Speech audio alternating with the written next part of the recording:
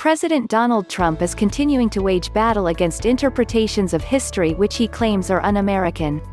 In a Sunday morning tweet, the president said the U.S. Department of Education would investigate whether California schools are using the New York Times 1619 Project in public school curriculum.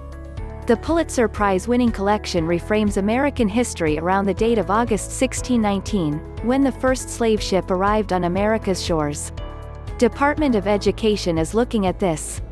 If so, they will not be funded.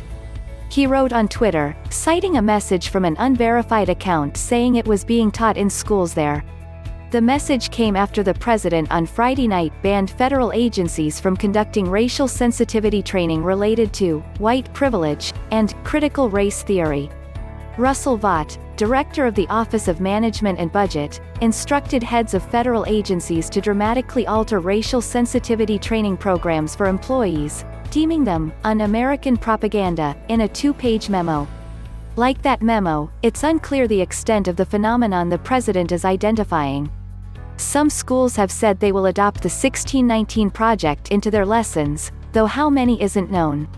The 1619 Project was launched by the New York Times Magazine last year. After the launch, the Pulitzer Center was named an education partner for the project and announced its education team would develop educational resources and curricula for teachers to use.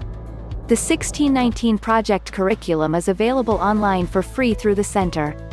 Arkansas Senator Tom Cotton, a Republican, has introduced legislation that would prevent schools from teaching the curriculum.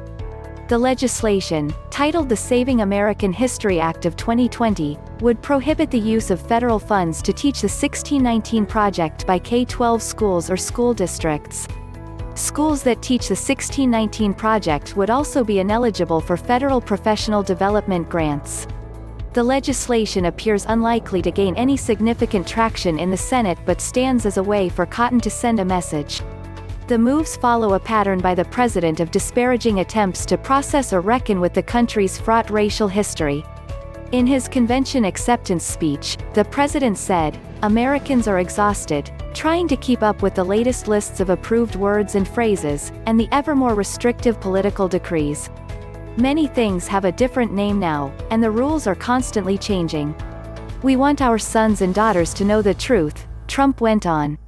"America is the greatest and most exceptional nation in the history of the world. Our country wasn't built by cancel culture, speech codes, and crushing conformity. We are not a nation of timid spirits." Trump has also sought to draw contrast with Democratic presidential nominee Joe Biden in the months before the election.